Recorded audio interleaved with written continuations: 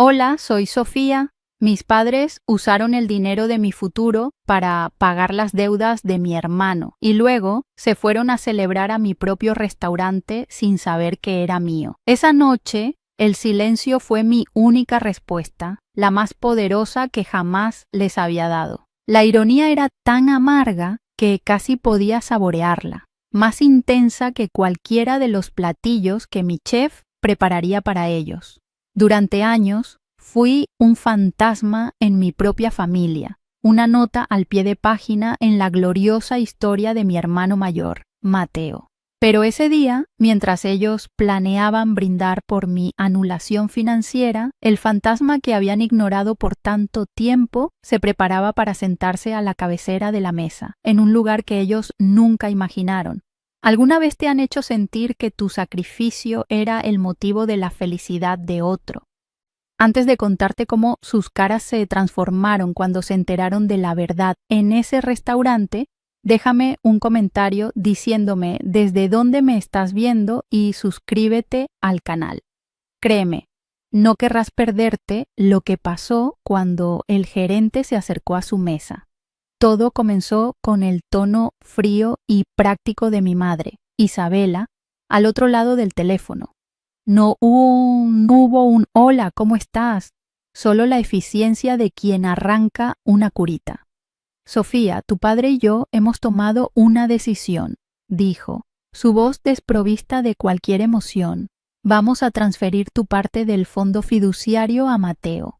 Tiene algunas deudas de su última startup y esto es lo más sensato para la familia. Escuché la respiración de mi padre, Carlos, al fondo, un murmullo pasivo que equivalía a una firma en un documento. El fondo fiduciario, el único legado tangible que mis abuelos me habían dejado, se desvanecía en una frase. No era una petición, era una notificación. Me estaban informando de que mi red de seguridad, el único colchón que me habían dejado creer que era mío, ahora serviría para amortiguar la enésima caída de mi hermano.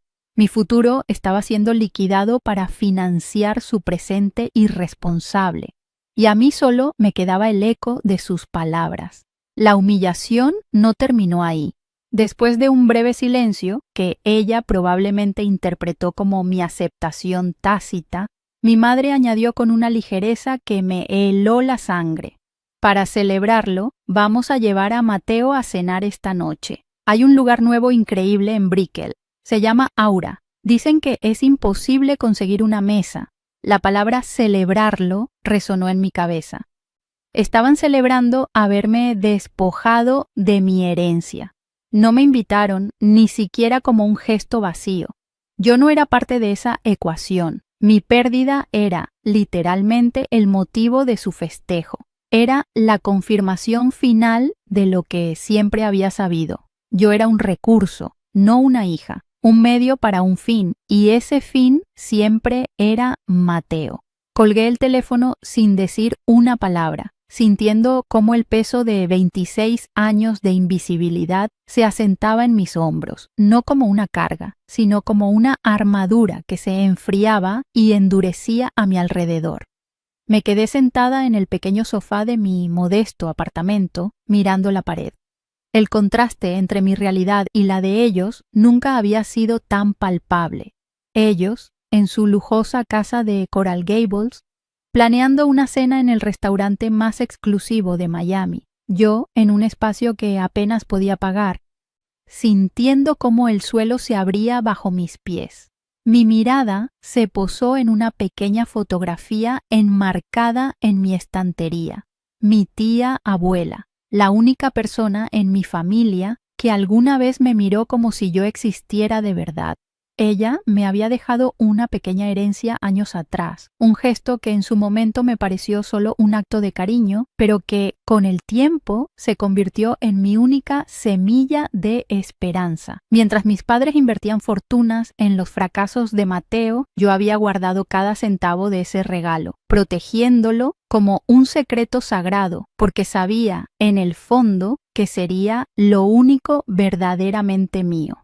Ese sentimiento no era nuevo. Había crecido a la sombra de Mateo, el heredero, el prodigio, Recuerdo vívidamente su cumpleaños número 25, cuando mis padres le regalaron el reloj Patek Philippe de mi abuelo, una reliquia familiar que simbolizaba el traspaso del legado. La fiesta fue extravagante, llena de gente importante sonriendo para las fotos. 2 meses después, en mi propio cumpleaños 25, recibí una tarjeta por correo, firmada deprisa. Ni siquiera una llamada. A lo largo de los años, financiaron 3 de sus empresas tecnológicas fallidas, le compraron un apartamento con vista al mar en Brickell y aplaudieron cada uno de sus errores como si fueran valientes intentos.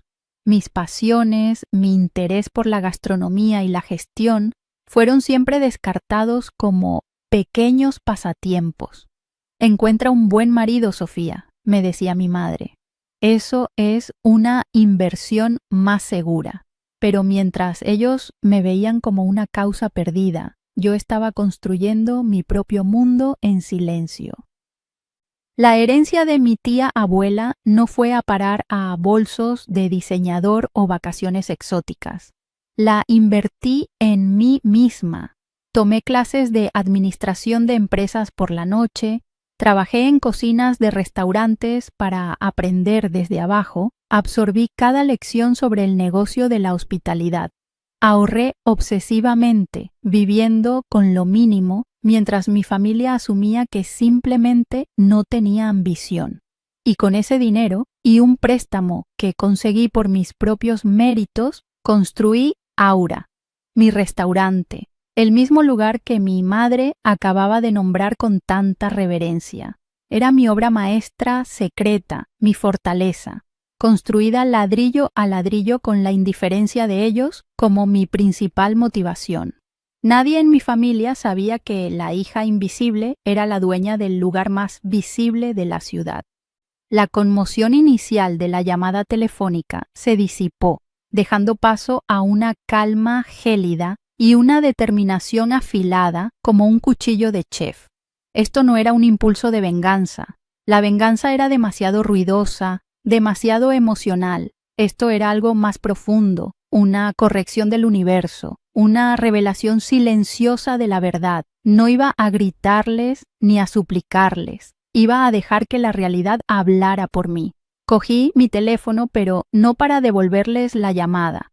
Marqué el número de Javier, mi gerente general en Aura.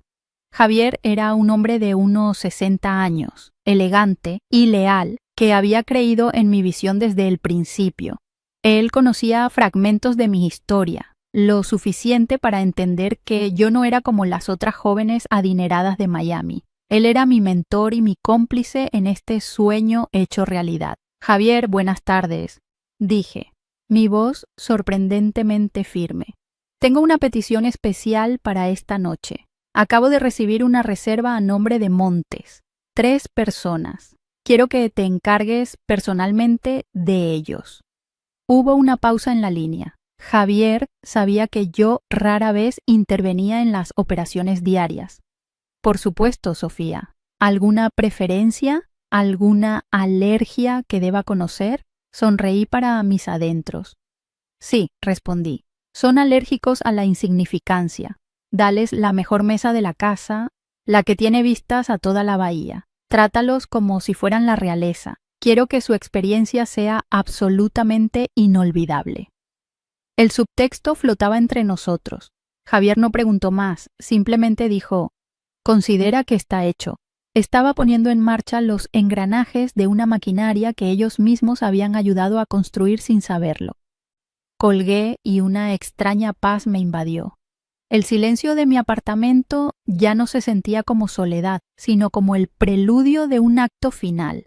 Pensé en los documentos del fondo fiduciario, en la tinta seca que transfería mi nombre fuera de la ecuación, un pedazo de papel que, para ellos, cerraba un capítulo, pero para mí habría otro. Mi mirada se desvió hacia mi joyero. Dentro había una pequeña caja azul. La abrí y observé el sencillo y elegante reloj Cartier que me había comprado cuando Aura pagó todas sus deudas iniciales. Era mi propio legado, ganado con sudor y sacrificio, no heredado. Aún no lo había usado, esperaba el momento adecuado. Y de repente supe que ese momento era esta noche. Me levanté, me dirigí a mi armario y empecé a prepararme.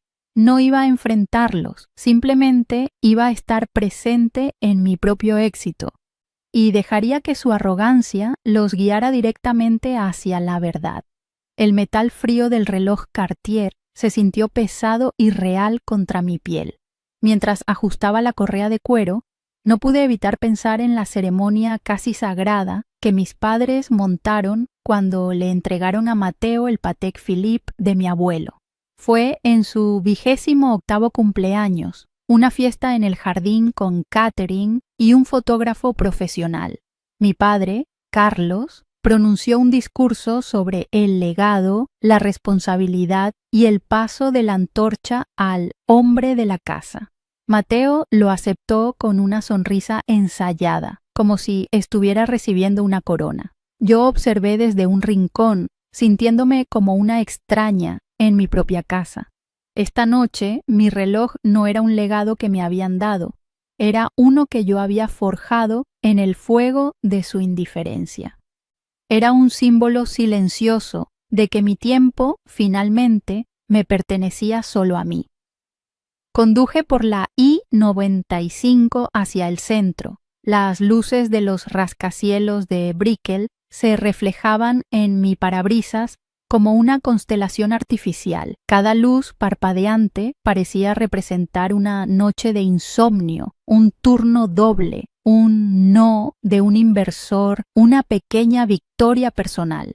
Recordé las innumerables veces que había tomado el Metromover para ir a mis clases nocturnas, agotada después de un día de 10 horas en una cocina ajena, mientras Mateo publicaba fotos en Instagram desde yates en las Bahamas o en festivales de música en Europa. Sus fracasos eran financiados como si fueran lecciones costosas y necesarias para un futuro genio.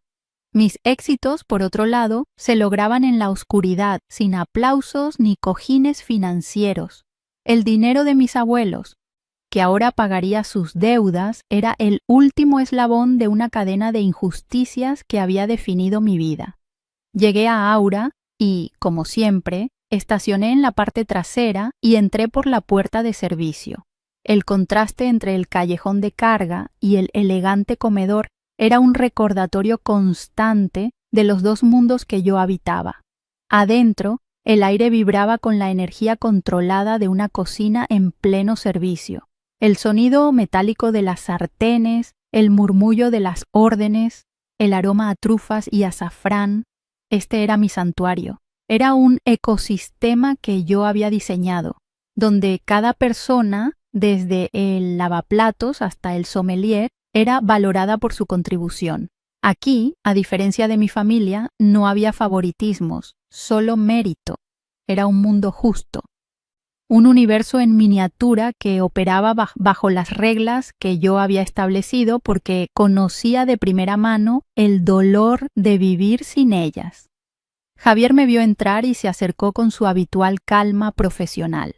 Su mirada se detuvo un instante en mi muñeca, en el reloj que nunca antes me había visto usar. No dijo nada, pero sus ojos transmitieron una mezcla de orgullo y comprensión. Era un gesto sutil que valía más que 1000 palabras de aliento.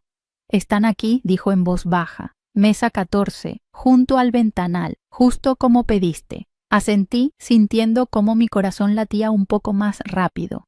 «Gracias, Javier. Por ahora, solo observa. Quiero que disfruten de la ilusión por un rato». Él sonrió levemente, una sonrisa cómplice. «Será un placer, Sofía. El teatro está listo». La lealtad de Javier era uno de los pilares sobre los que había construido no solo mi restaurante, sino también mi nueva vida. Me dirigí a mi oficina, un cubículo de cristal con vista al salón principal. El vidrio era polarizado, permitiéndome ver todo sin ser vista, y allí estaban. Llegaron en el Mercedes-Benz S-Class de mi padre, el epítome del lujo discreto que tanto amaban. Isabela entró primero con la cabeza en alto, escaneando el lugar con una mirada crítica, como si estuviera evaluando si el entorno era digno de su presencia. Mi padre la seguía, siempre un paso por detrás, su expresión neutral y pasiva. Y luego Mateo, con una camisa de diseñador desabotonada en el pecho, exudando esa confianza sin esfuerzo que solo puede provenir de una vida sin consecuencias. Se sentaron en la mejor mesa, la que ofrecía una vista panorámica de la bahía de Biscayne, completamente ajenos a que el fantasma de su familia los observaba desde las sombras. A través del cristal pude leer sus labios y captar fragmentos de su conversación. Mi madre se quejó del nivel de ruido, aunque el ambiente era de un murmullo sofisticado. Mateo hablaba con grandilocuencia sobre su pivote estratégico, un eufemismo para su último fracaso empresarial. Esta vez es diferente, le aseguró a mi padre. Con esta nueva inyección de capital, vamos a revolucionar el mercado. La inyección de capital era mi futuro, mi fondo fiduciario, reducido a un término de negocios para justificar su irresponsabilidad. Mi padre simplemente asentía, su rostro una máscara de aprobación incondicional. Isabela sonreía, radiante de orgullo, tocando el brazo de su hijo. Estaban brindando por mi sacrificio, reempaquetándolo como una sabia inversión en el único miembro de la familia que, para ellos, realmente importaba. Un recuerdo me golpeó con la fuerza de una ola. Tenía 19 años y estábamos cenando en un restaurante italiano en Coral Gables. Con el corazón en la mano, les conté que quería ir a la escuela de artes culinarias. Mi madre dejó su tenedor y me miró con una mezcla de pena y diversión. Sofía, cariño, dijo, su voz condescendiente. Las mujeres de nuestra familia no se ensucian las manos en una cocina. Nosotras nos casamos bien, dirigimos organizaciones benéficas. Si te gusta cocinar, hazlo como un pasatiempo. Mateo se rió. Sí, hermanita, déjale la cocina a los profesionales. Esa noche entendí que mis sueños no solo eran invisibles para ellos, sino que eran, de alguna manera, vergonzosos. Una mancha en su perfecta imagen de estatus y prestigio. De vuelta en el presente, los vi examinar el menú. Isabela lo sostenía con la punta de los dedos como si fuera un objeto contaminado. $150 por un filete, la escuché decir con desdén a mi padre. Este lugar es un robo. Espero que al menos el chef sepa lo que hace. La ironía era tan espesa que casi podía cortarla con un cuchillo. Cada dólar que consideraba un robo era un ladrillo en el muro de mi independencia. Cada platillo que salía de mi cocina era una declaración de que no solo sabía lo que hacía, sino que había construido un imperio en el mismo campo que ellos habían ridiculizado. Su desprecio por mi creación era, sin que lo supieran, el mayor cumplido que podían hacerme, una validación involuntaria de mi éxito. Por un instante fugaz. Una vieja herida se abrió. La niña que solo quería la aprobación de sus padres me susurró al oído, preguntándome por qué estaba haciendo esto, qué buscaba demostrar. La tentación de simplemente dejarlos ir, de permitirles cenar en paz y desaparecer de mi vida para siempre, fue fuerte. Pero entonces, mi mirada se posó de nuevo en el reloj de mi muñeca. El reflejo de la luz en su esfera era un recordatorio tangible de cada sacrificio. No se trataba de venganza, se trataba de la verdad, se trataba de reclamar mi propia narrativa. Ellos habían escrito mi historia durante 26 años y esta noche yo iba a escribir el último capítulo, con mi propia tinta y en mis propios términos. Tomé mi teléfono y le envié un mensaje de texto a Javier. Era una instrucción simple, pero cargada de significado. Javier, por favor, envía a la mesa 14 una botella de nuestro Chateau Margaux 2009. Es una cortesía de la casa. Diles que es para celebrar una ocasión especial y que la gerencia se complace en tenerlos aquí. El vino costaba más de $2,000 la botella. una extravagancia que sabía que apreciarían no por su sabor, sino por su precio. Era un movimiento de ajedrez, un gesto que apelaba directamente a su vanidad. Estaba usando su propio lenguaje, el del estatus y el dinero, para preparar el escenario. Quería que se sintieran importantes, reconocidos, justo antes de que su mundo se viniera abajo. Observé cómo Javier, con la gracia de un diplomático, se acercaba a su mesa con la botella decantada en una cuna de plata. Les explicó la cortesía y vi cómo las expresiones de mis padres y mi hermano se transformaban. La sorpresa inicial dio paso a una sonrisa de autosuficiencia. Por supuesto que el restaurante los reconocía. Eran los Montes. Se merecían este trato especial. Mi madre le dirigió a Javier una sonrisa condescendiente, como si estuviera perdonándole la vida. Mateo levantó su copa hacia él en un brindis arrogante. No hicieron preguntas. Su ego no les permitía concebir que no fueran ellos el centro del universo. Se acomodaron en sus asientos, sintiéndose aún más poderosos, completamente ciegos a la realidad de que estaban bebiendo un vino pagado por la hija a la que acababan de despojar. La trampa estaba perfectamente tendida. El vino de $2,000 funcionó exactamente como esperaba. Ver a mi madre, Isabela, sostener la copa con un aire de experta conocedora, a pesar de que sé que no distingue un Merlot de un Malbec si no ve la etiqueta, fue casi cómico. Su postura se enderezó, su voz adquirió un tono más resonante, como si el valor del vino se hubiera transferido directamente a su autoestima.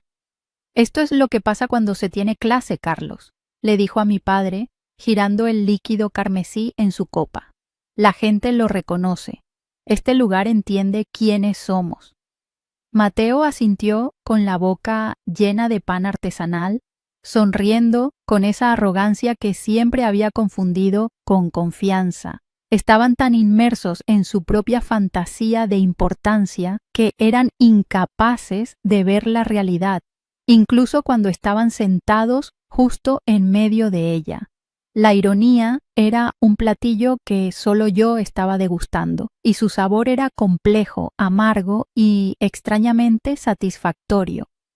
Impulsado por el alcohol caro y la adulación ciega de nuestros padres, Mateo comenzó a exponer su brillante plan de negocios. Hablaba en voz alta, gesticulando con una mano mientras con la otra sostenía su copa, asegurándose de que las mesas cercanas pudieran escucharlo. Usaba términos como sinergia disruptiva y escalabilidad vertical, palabras que había aprendido en algún seminario de fin de semana, pero cuyo significado real se le escapaba. Con esta nueva ronda de financiación, dijo, mirándolos con seriedad fingida, no solo saldaremos las deudas operativas, sino que podremos posicionarnos como líderes del mercado en 6 meses. La ronda de financiación era yo. Era mi seguridad, mi futuro, el dinero que mis abuelos habían querido que usara para construir una vida. Y él lo estaba reduciendo a una línea en su fallido plan de negocios, una herramienta para limpiar su propio desastre. Entonces la conversación giró hacia mí, como siempre lo hacía cuando necesitaban un punto de comparación para resaltar las virtudes de Mateo. «Es una verdadera lástima que Sofía no tenga esta visión», comentó mi madre, suspirando dramáticamente. «Podría aprender tanto de su hermano. En lugar de eso, se conforma con, bueno, lo que sea que esté haciendo con su vida». Mi padre, como de costumbre, emitió un sonido de asentimiento, un murmullo gutural que servía como su única contribución a la conversación. Para ellos, yo era un fracaso silencioso, una decepción pasiva. El hecho de que estuviera ausente de la mesa solo hacía más fácil pintarme como la oveja descarriada, la que carecía de la ambición y el brillo que veían en su primogénito. Cada palabra era una pequeña daga. y, aunque estaba protegida por el cristal, sentía el pinchazo de cada una de ellas. Justo en ese momento, Javier se acercó a la mesa para tomar su orden. Su presencia era la encarnación de la gracia y el profesionalismo. Mi madre, sin embargo, lo miró como si fuera un insecto molesto. Ni siquiera levantó la vista del menú. «Ah, por fin», dijo con un tono cortante. «Queremos el filete miñón, el salmón y el risotto de langosta. Y asegúrese de que el filete esté término medio, no medio rojo. Odio cuando los cocineros se creen artistas y no saben seguir instrucciones simples». Levantó la mano y chasqueó los dedos en su dirección, un gesto tan vulgar y condescendiente que me hizo sentir una oleada de vergüenza ajena. Javier no se inmutó. Su rostro permaneció impasible, pero vi un endurecimiento casi imperceptible en su mandíbula. Fue un pequeño gesto, pero para mí fue una declaración de guerra silenciosa de su parte. En ese instante, su lealtad hacia mí se solidificó en acero.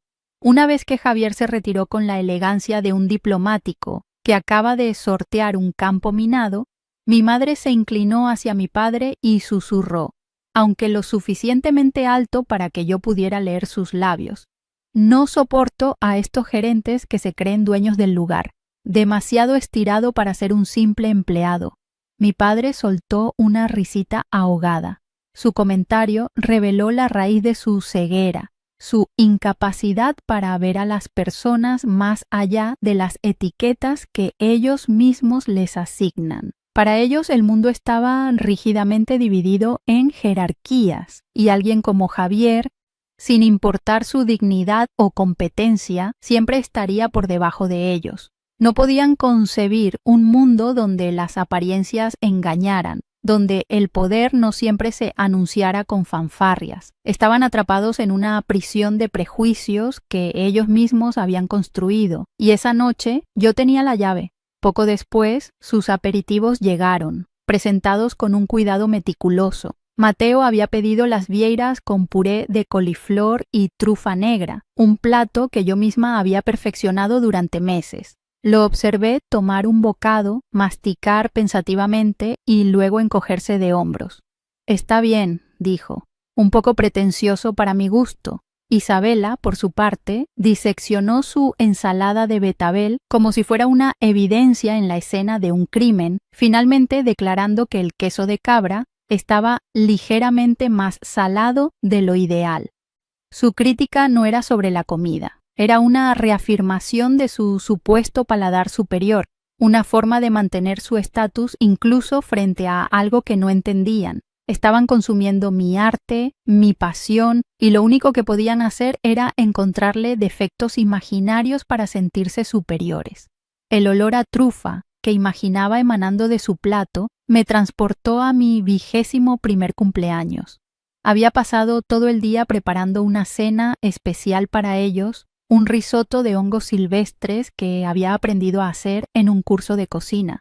Cuando lo serví, orgullosa de mi creación, mi padre apenas lo probó antes de encender la televisión para ver un partido de fútbol. Mi madre me dio una palmadita en la mano y dijo: «Qué lindo, cariño, pero la próxima vez no te molestes tanto». Mateo ni siquiera se sentó a la mesa. Había pedido una pizza con sus amigos. Esa noche, mientras limpiaba los platos casi llenos, lloré en silencio en la cocina. Lloré por la comida desperdiciada, pero sobre todo, lloré por el esfuerzo invisible, por la pasión que nadie se molestó en reconocer. La escena en Aura era simplemente una repetición de esa misma dinámica, pero esta vez yo no estaba en la cocina llorando. Estaba en la sala de control, saqué mi teléfono y le envié un nuevo mensaje a Javier, sintiendo el poder que emanaba de mis dedos. «Javier, cuando sirvas los platos principales, quiero que te detengas un momento en la mesa, míralos directamente y pregunta con la mayor seriedad: ¿está todo a la altura de las expectativas de la familia Montes?» Usa su apellido. Haz que suene como si realmente te importara su aprobación. Era una jugada sutil, diseñada para inflar su ego al máximo justo antes del golpe final. Quería que saborearan la cima de su arrogancia, que se sintieran los reyes del castillo, para que la caída fuera aún más vertiginosa. Estaba usando su propio narcisismo como el arma más afilada en mi arsenal. El mensaje fue entregado y la siguiente fase de mi plan silencioso se puso en marcha.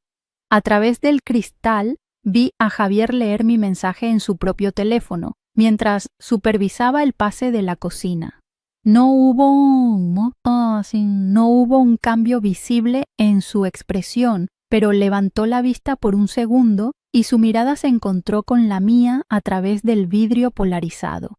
Hizo un asentimiento casi imperceptible, una confirmación de que había recibido la orden y la entendía a la perfección. Ver esa pequeña señal de complicidad, esa alianza silenciosa, me dio una fuerza inesperada. Ya no estaba sola en esto.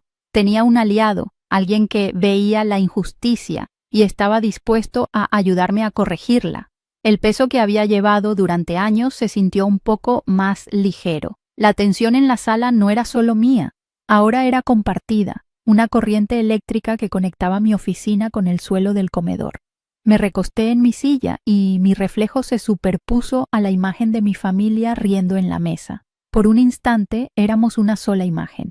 Ellos, ajenos y felices en su ignorancia. Yo, la figura sombría que controlaba su experiencia desde las alturas. Era una metáfora perfecta de toda nuestra relación. Siempre había estado allí, presente, pero invisible, mi existencia sirviendo como telón de fondo para sus vidas. Pero esta noche, el telón de fondo estaba a punto de moverse al centro del escenario. Toqué el frío metal de mi reloj Cartier, el segundero avanzando con una precisión implacable. Cada tic-tac era un paso más cerca del momento en que su mundo, construido sobre mi anulación, se encontraría cara a cara con la verdad. El tiempo de la invisibilidad había terminado. El mío apenas comenzaba. Los platos principales llegaron, obras de arte en porcelana blanca que parecían flotar sobre el mantel de lino. El filete miñón de mi madre, cocido a la perfección según sus exactas especificaciones, el salmón con costra de hierbas de mi padre y el risotto de langosta de Mateo, cremoso y decadente. Observé cómo Mateo tomaba una cucharada, la saboreaba con una expresión de experto y luego declaraba: «No está mal, pero he probado mejores en Nueva York. Le falta un poco de, no sé, audacia». Mi madre asintió con seriedad, como si él hubiera pronunciado una verdad universal. Exactamente, este chef juega sobre seguro. Estaban criticando una receta que me había costado 6 meses perfeccionar, una que los críticos habían elogiado como una revelación. Su ignorancia era tan profunda que ya no dolía, era simplemente un hecho, tan inmutable como la marea que subía y bajaba en la bahía frente a ellos. Fiel a mis instrucciones, Javier se deslizó hacia su mesa con la discreción de una sombra. Esperó a que hubiera una pausa en su conversación, un momento de silencio mientras masticaban mi comida y mi futuro. Entonces, con una voz suave, pero que cortaba el murmullo del restaurante, preguntó: «¿Está todo a la altura de las expectativas de la familia Montes?» Pronunció nuestro apellido con una deferencia casi reverencial, como si estuviera dirigiéndose a la realeza. La reacción fue instantánea y predecible. Mi madre le dedicó una pequeña y magnánima sonrisa. «Sí, está aceptable», concedió, como si le estuviera haciendo el mayor de los favores. Mi padre murmuró un «muy bueno, gracias». Mateo, sin embargo, se recostó en su silla y le dio a Javier una palmadita condescendiente en el brazo. «Buen trabajo, amigo. Sigan así y quizás vuelvan a vernos». Estaban en la cima del mundo, completamente borrachos de su propia importancia. En ese preciso instante, mi mirada se posó de nuevo en el reloj Cartier en mi muñeca. La esfera minimalista, limpia y segura, parecía mirarme de vuelta. Pensé en el Patek Philippe de mi abuelo, en la muñeca de mi hermano, Ese reloj representaba un legado que se hereda, un linaje, una historia escrita por otros. El mío, en cambio, representaba un futuro que se construye. Cada tic-tac de mi reloj era un eco de una factura pagada, de un turno de 16 horas, de una negociación exitosa. No era un símbolo de a quién pertenecía, sino de lo que había logrado por mí misma. La rabia que había sentido se disolvió, reemplazada por una calma absoluta. Ya no se trataba de ellos, se trataba de mí. Se trataba de trazar una línea final en la arena, no con ira, sino con la simple e innegable fuerza de la verdad. El golpe de gracia vino de Mateo. Levantó su copa de vino, el Chateau Margaux de $2,000 que yo había pagado, y propuso un brindis. Por las inversiones familiares, dijo, mirando a nuestros padres con una sonrisa cómplice, por saber cuándo hay que cortar las pérdidas y apostar por el caballo ganador. Salud por el futuro. Isabela y Carlos levantaron sus copas, sus rostros brillando de orgullo. Salud, respondieron al unísono. Cortar las pérdidas. Esa era yo, el caballo perdedor. Estaban brindando por mi eliminación, celebrando mi sacrificio como una estrategia de negocios astuta. En ese momento, cualquier duda que pudiera haber albergado se evaporó. El plan silencioso que había puesto en marcha ya no era una opción, era una necesidad. Era el único final posible para una historia que merecía ser contada correctamente, aunque solo fuera una vez. Me puse de pie. El movimiento fue lento, deliberado.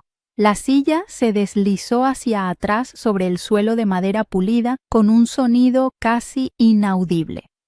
Mi reflejo en el cristal de la oficina me mostró a una mujer que ya no reconocía del todo. No había lágrimas en sus ojos ni temblor en sus manos, solo una quietud, una resolución que se sentía como si hubiera estado forjándose durante 26 años y finalmente hubiera alcanzado su punto de temple.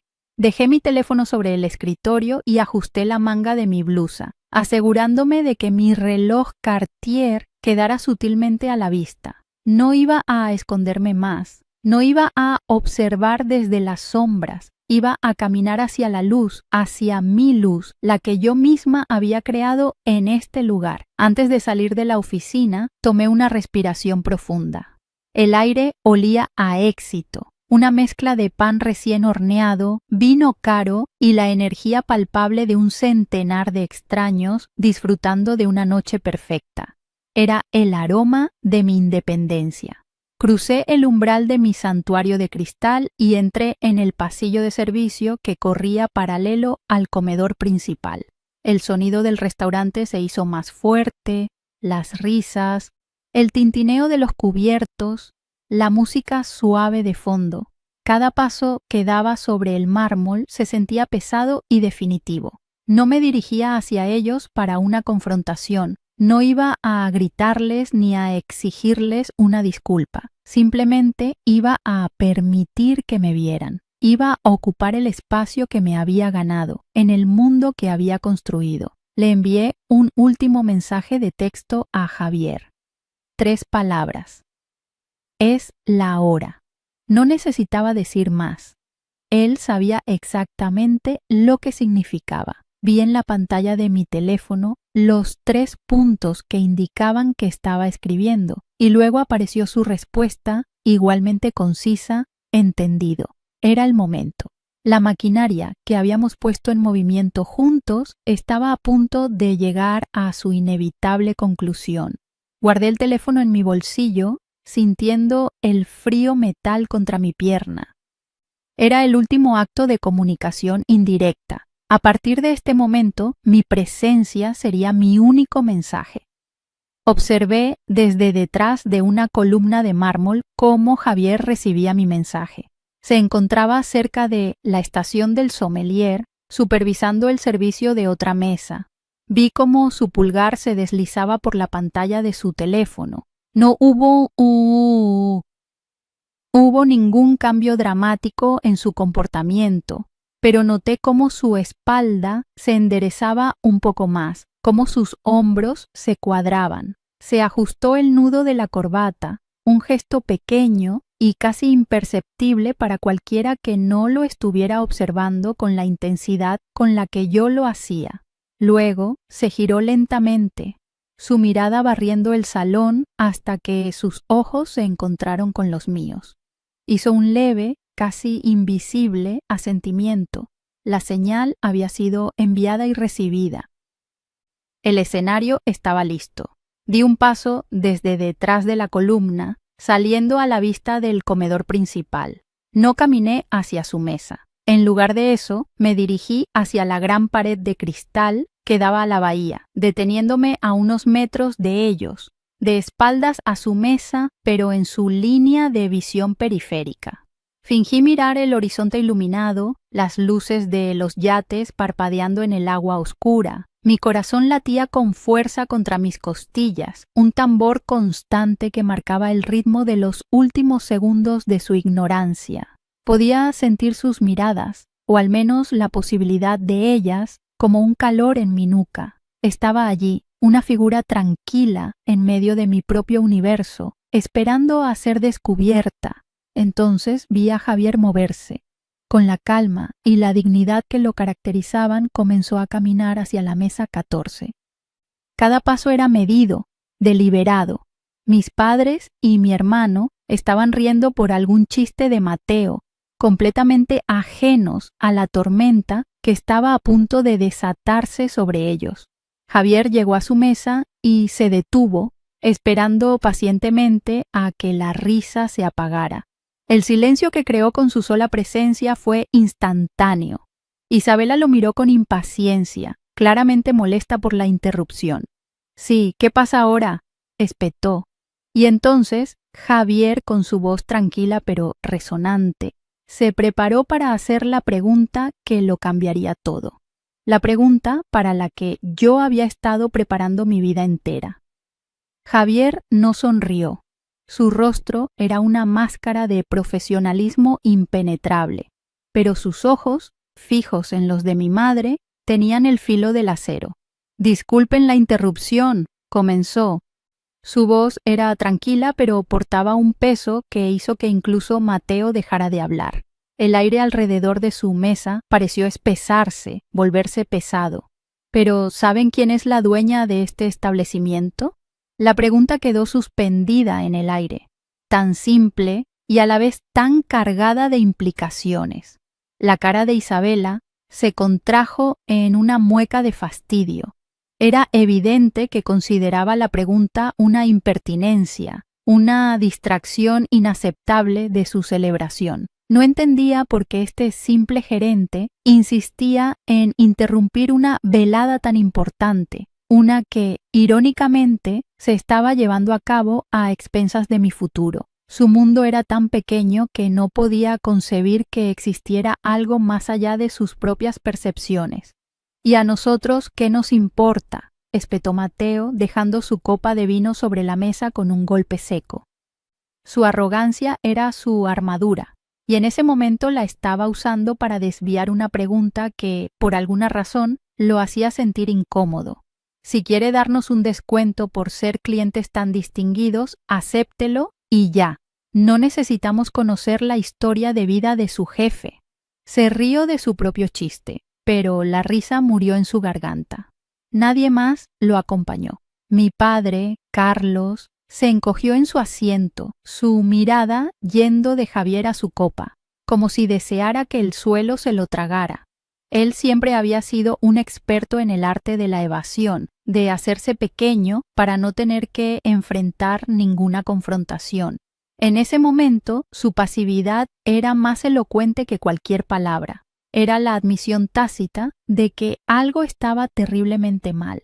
Javier ignoró por completo el comentario de Mateo. Su atención permaneció fija en mis padres, los arquitectos de aquella farsa. «Es alguien que, creo, conocen muy bien», continuó. Su tono era ahora más suave, casi confidencial, lo que lo hacía aún más ominoso.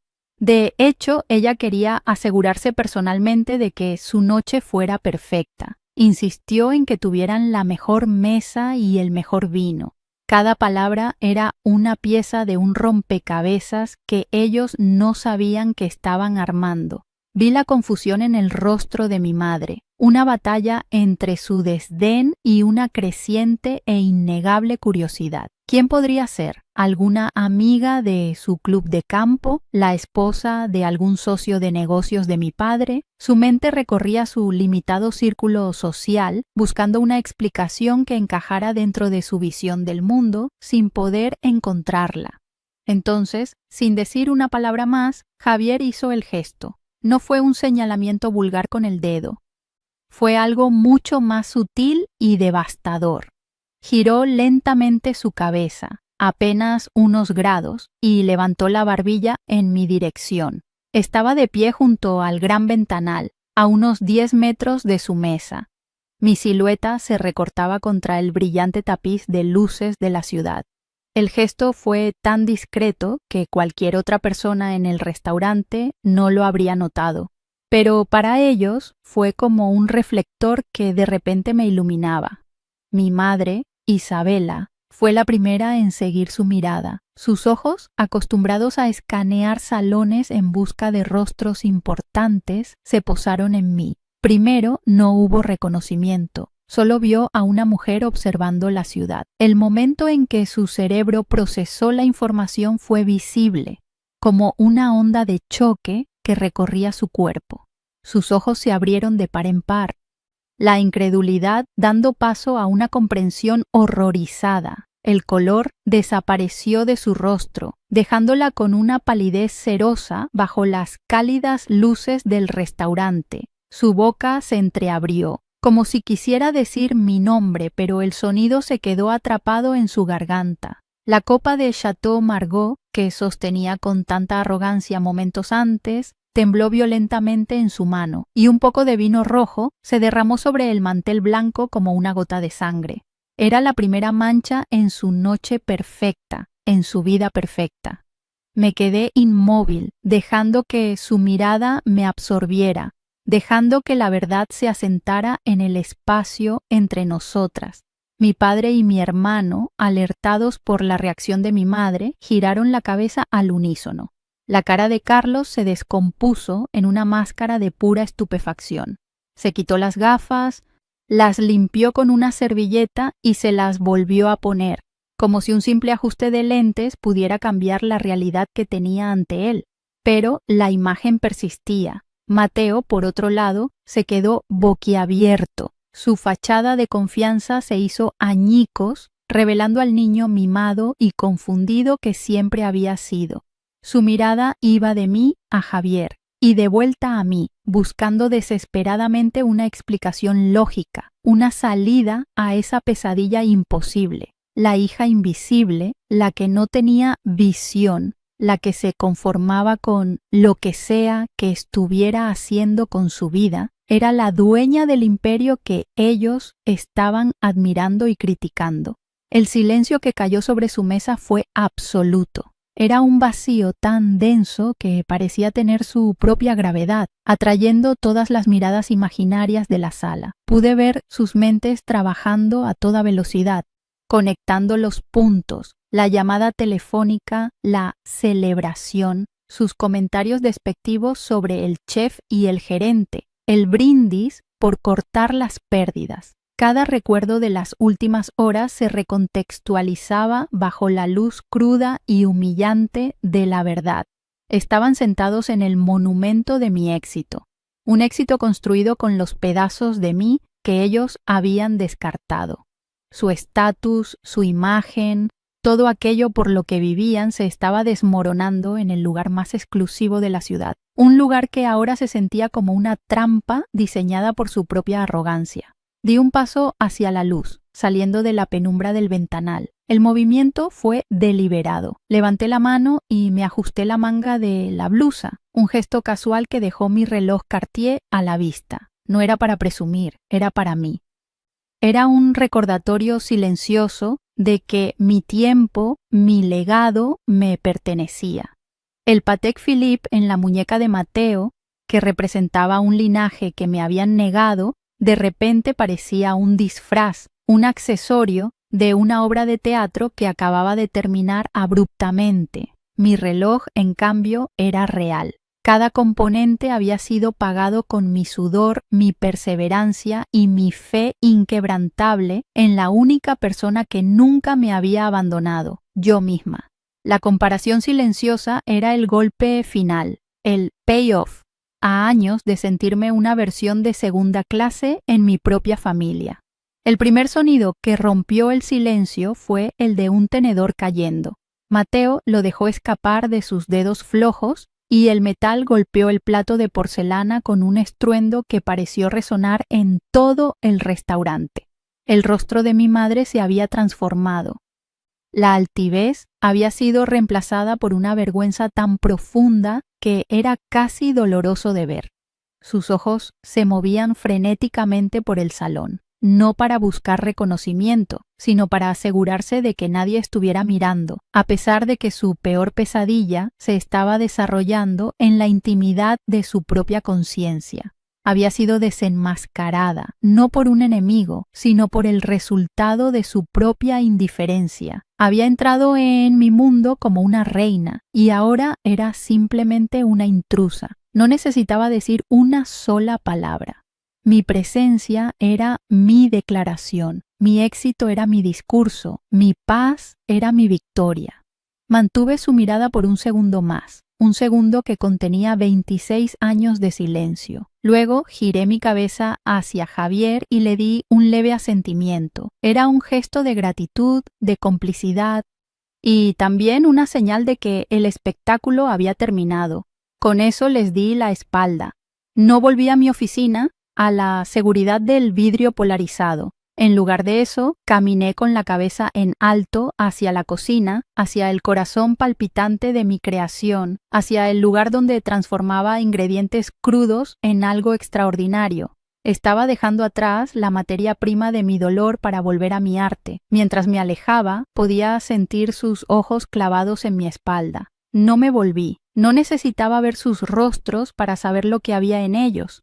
Javier, con su impecable sentido de la oportunidad, permaneció junto a su mesa un instante más, un guardián silencioso de la verdad que acababa de desatar.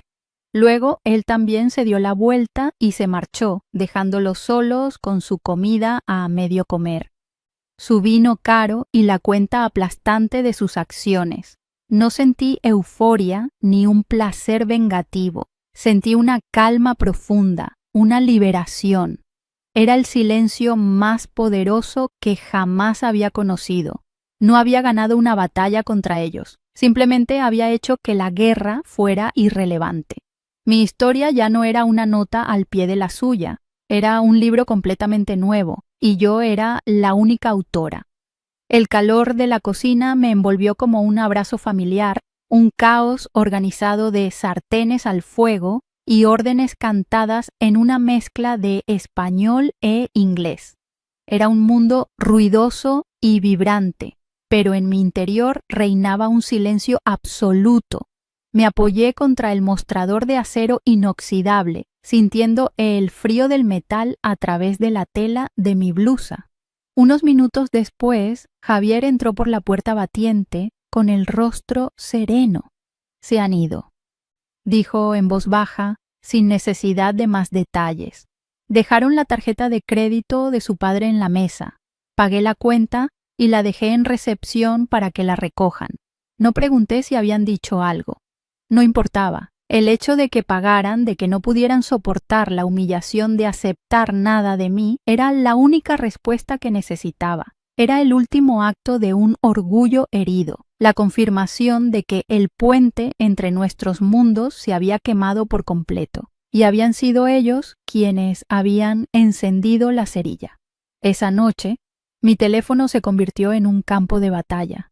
Decenas de llamadas perdidas de mi madre, mi padre y Mateo.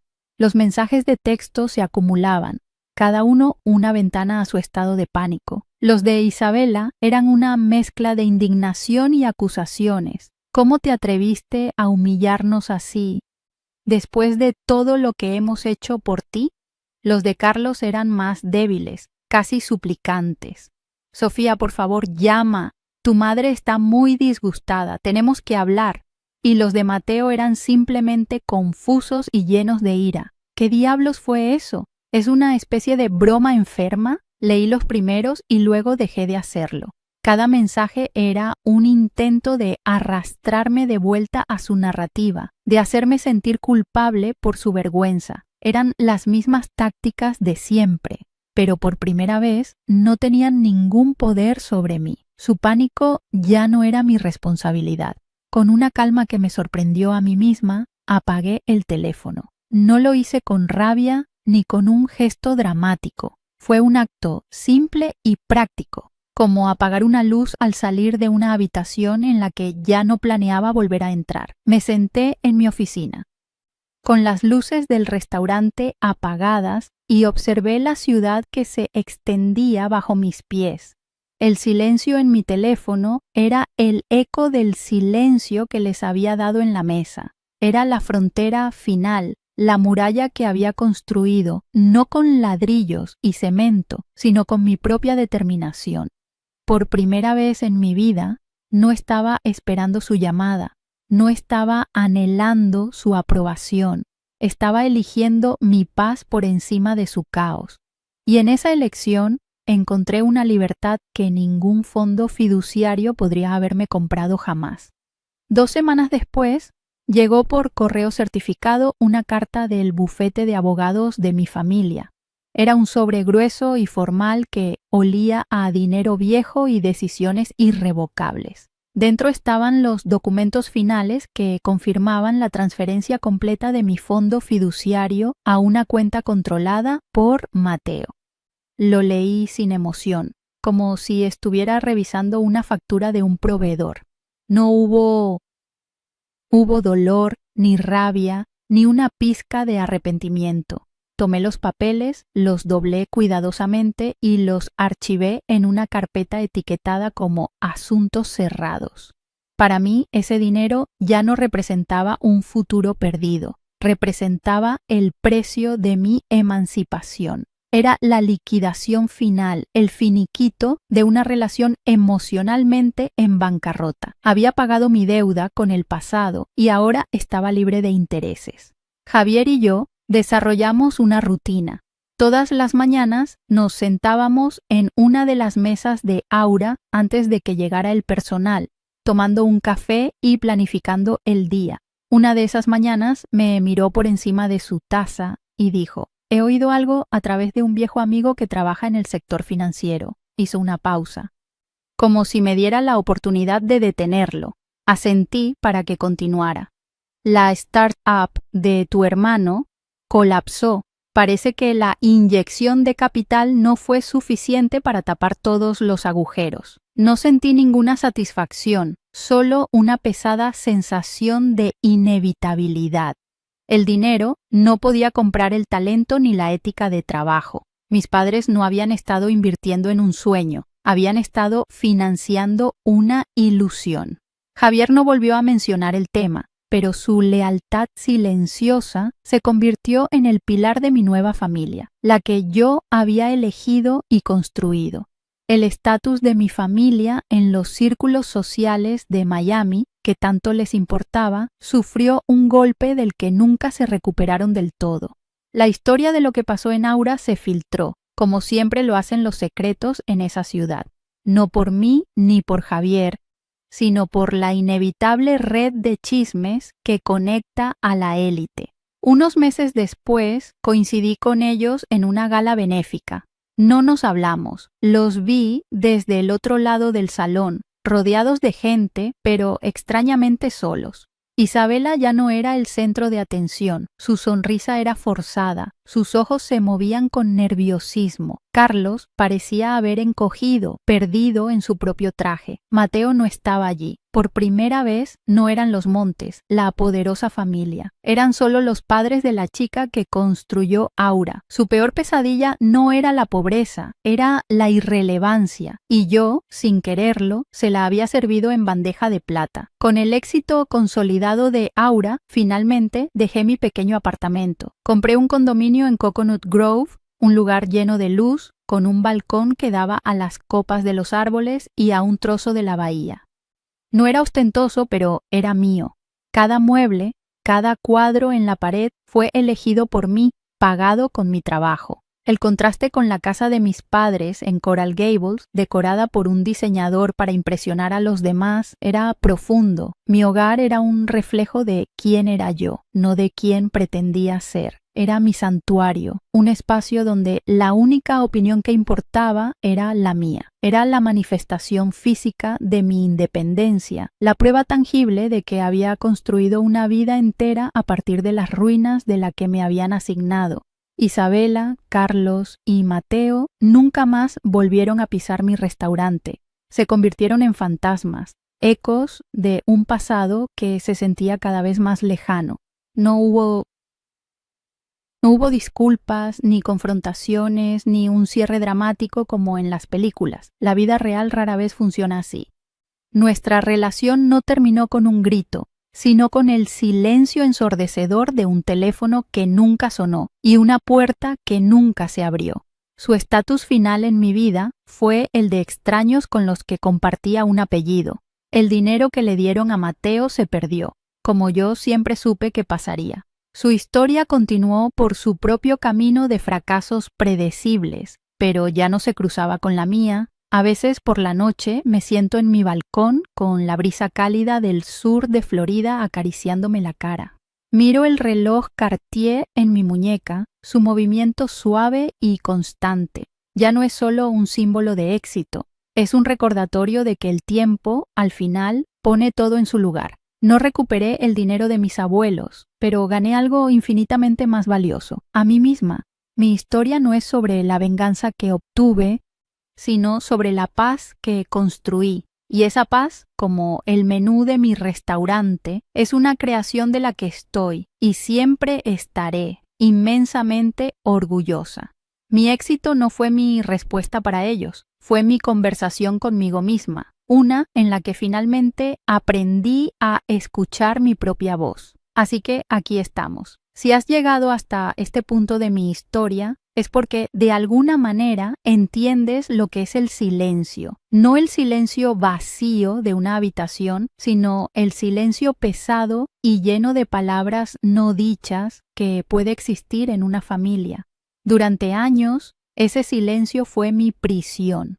Creía que si gritaba lo suficientemente fuerte, si lograba el éxito suficiente, finalmente me escucharían.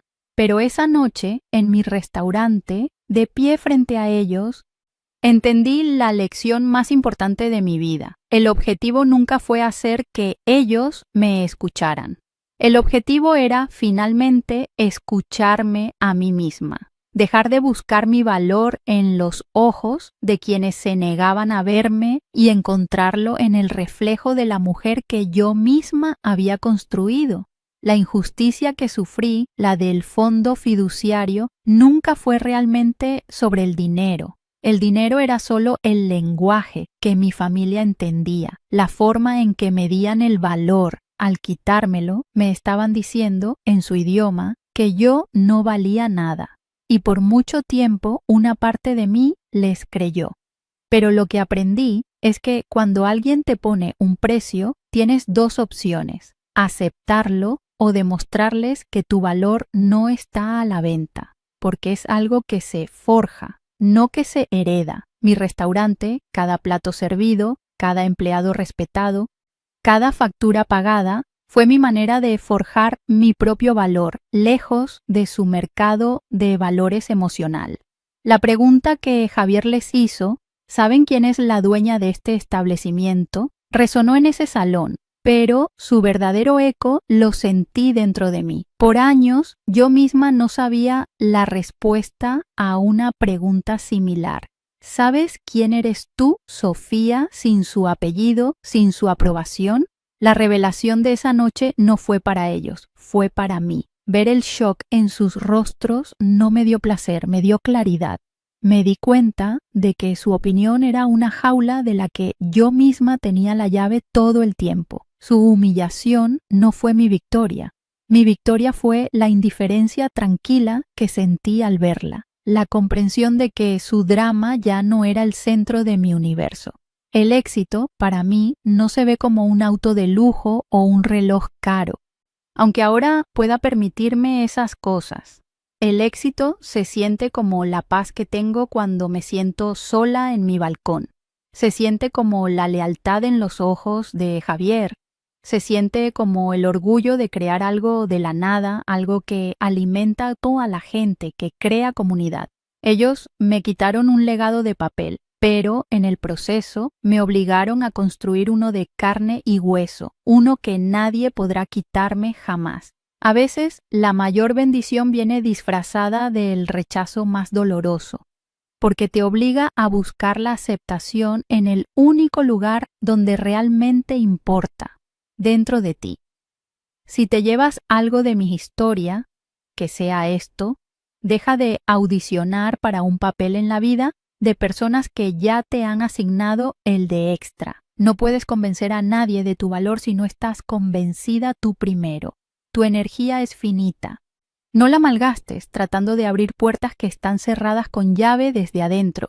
Usa esa energía para construir tu propia casa, una con tantas ventanas que la luz entre por todas partes, una donde tú establezcas las reglas y, lo más importante, una donde siempre tengas el asiento de honor en la mesa. No se trata de venganza, se trata de reenfocar tu vida en tu propia narrativa. Mi éxito no fue la conversación en la que ellos nunca participaron, fue la conversación que finalmente tuve conmigo misma. Una en la que me prometí nunca más volver a ponerme en oferta, nunca más aceptar ser un personaje secundario en mi propia película. La vida es demasiado corta para vivirla a la sombra de la indiferencia de otros. Tu luz merece brillar, incluso si al principio eres la única persona que puede verla. Confía en esa pequeña chispa.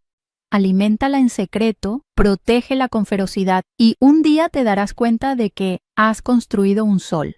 Ahora quiero escucharte a ti. ¿Cuál ha sido ese momento en tu vida en el que decidiste dejar de buscar aprobación y empezar a construir tu propio valor? Déjame tu historia en los comentarios, porque estas historias nos conectan y nos recuerdan que no estamos solos.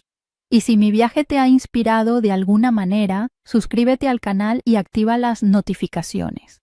Hay muchas más historias de resiliencia y fortaleza que quiero compartir contigo. Y créeme, cada una de ellas te recordará el increíble poder que tienes para reescribir tu propio final.